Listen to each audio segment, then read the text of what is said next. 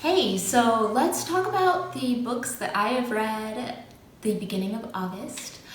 My parents were out visiting, so I didn't read anything the first week of August. I had so much fun with them, but I'm back to normal life and reading quite a few books a week. So let's jump into it, and please let me know what you think in the comments below. So I finally got around to reading Shadow and Bone by Leigh Bardugo. And I mostly decided to read this book because I saw that there was a Netflix series and I thought, is it worth watching? Maybe I'll read the book and see if I'm interested. And all in all, this was pretty fun. This book is one of your teeny bopper trilogy fantasy kind of thing. We get kind of a love triangle going on. We get our main character, Alina, who has some sort of magical power she can summon the sun. In this world that she's in, where all the countries are at war with each other, it is seen as such an amazing talent that maybe she can turn the tide of the war with this amazing power that she has. And it's very much she's the chosen one, gonna save everybody. You get the fun makeover aspect of her going to the fancy court of the king and getting all dressed up and going to fancy balls, as well as is the government corrupt? What's happening? I mean, you kind of get all those aspects. Is it anything super original that I haven't seen done before? Probably not. If you've read Hunger Games or any of those types of things, you're getting a similar book. But did I enjoy it? Yeah, I had a great time, had a lot of fun. So I will be reading the next one, and I think I'm gonna start the Netflix series. So if any of you have read the book or watched the series, please let me know, because I would love to know if you think it's worthwhile to keep going on the book, or if the Netflix series does it justice. I made the mistake of reading The Witches Are Coming by Lindy West without knowing who Lindy West was going into it, and I feel like it may have tempered my expectations for this book. So Lindy West wrote a best-selling memoir and the Hulu series Shrill, which I had not seen, but maybe if I had known that going into it, I would have understood maybe what to expect from this book. It was a collection of essays that talks about different social and political things and her opinions on them. And in general, I don't disagree with the things that she says. I think that women should be protected from sexism in the workplace, and I think that objectively Adam Sandler movies are bad, and all these different opinions. And it was written very cute and quippy and fun to read, but I wasn't sure who this book was for. It was written in a way where, yes, I agree with most of the points she made, but somebody who didn't agree with the points she made wouldn't be convinced by this book. It was very much off-putting in that her way is the right way of thinking, and if you don't think the same thing as her, then you're probably a bad person. I understand the impulse, but I don't know how helpful it was, especially when it wasn't super well researched and well crafted I feel like there are a lot of books that cover similar subjects about racism or sexism or all sorts of political ills that really walk you through some of the history behind things, and I get to the end and think, wow, I feel convinced. I feel like I understand better the history, I understand better the context, and now this makes sense. Where I feel like is it just for people who want their own opinions validated? Then great, read this.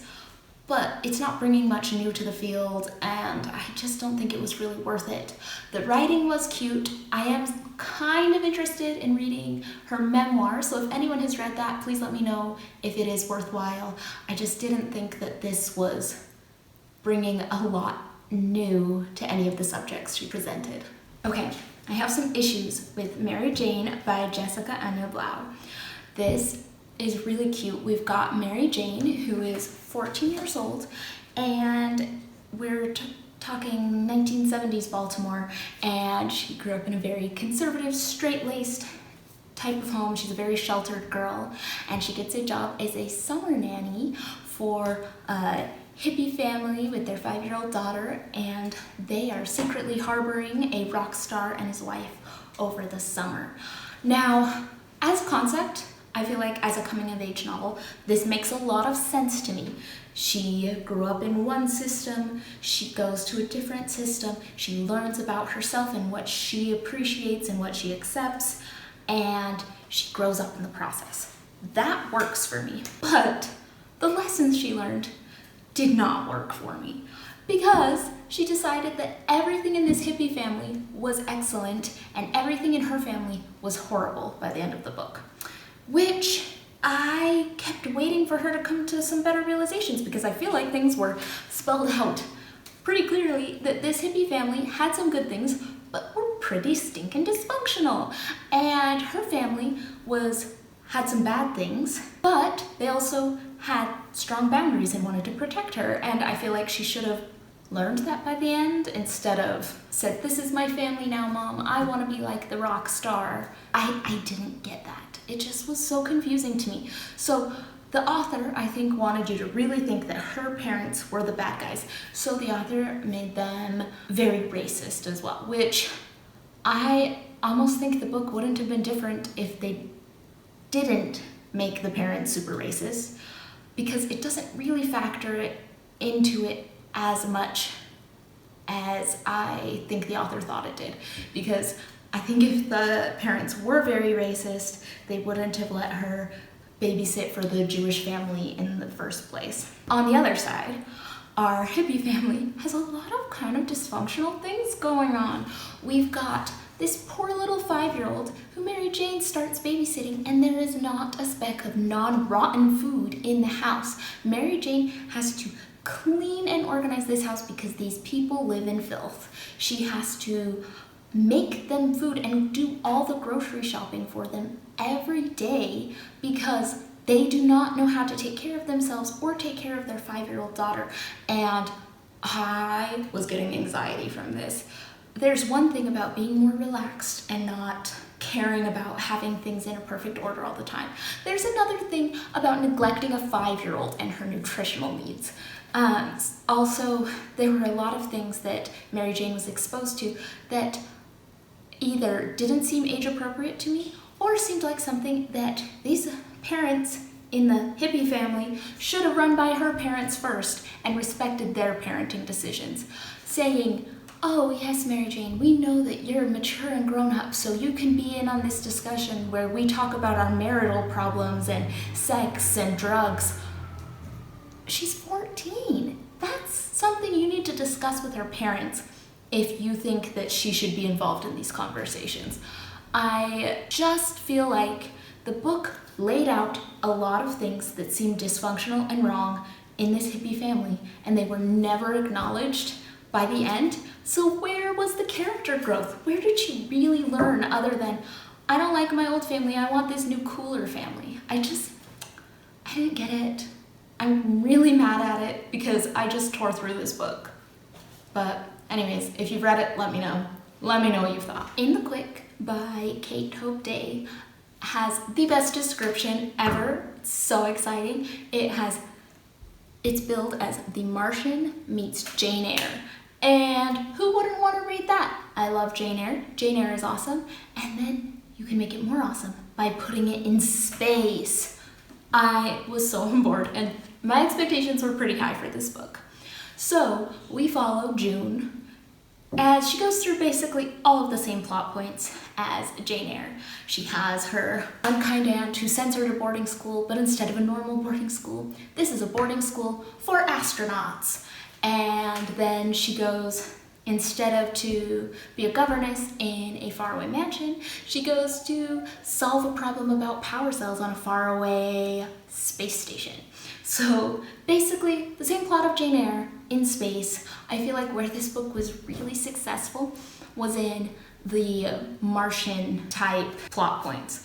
When the character June was figuring out difficult problems, it wasn't overloaded with a bunch of technical jargon. It was more accessible to me as a reader, where I felt like I was discovering and solving the problems that June was trying to solve at the same time as her. I felt very involved in the process.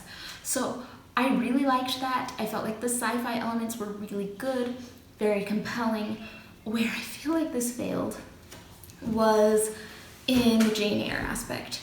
Yes, we have all the plot points of Jane Eyre, but the romance was just not there for me at all. I didn't feel like there was a spark at all between the two characters. Really, they were just two people that happened to be in the same place working on the same problem. I didn't feel that aura of mystery either with, in Jane Eyre with Mrs. Rochester, who's gonna be behind this closed door, who's wandering the halls at night. I didn't really feel that in this. I didn't feel that anticipation, that build up. And I feel like that's why people like Jane Eyre, is the romance and the mystery, and that was not in this, for me at least. So I feel like if you really liked The Martian, you might enjoy this book as a good sci-fi book. If you really love Jane Eyre, you're probably gonna be pretty disappointed in the execution of this one. Thanks again for coming along with me on my book reviews. I love any book recommendations or thoughts on these books that you've had. And as always, thank you to the beautiful and talented Sydney. And if you want to see any more of her amazing talents, please check out her Instagram below. And I'll see you all on the next installment of August Books.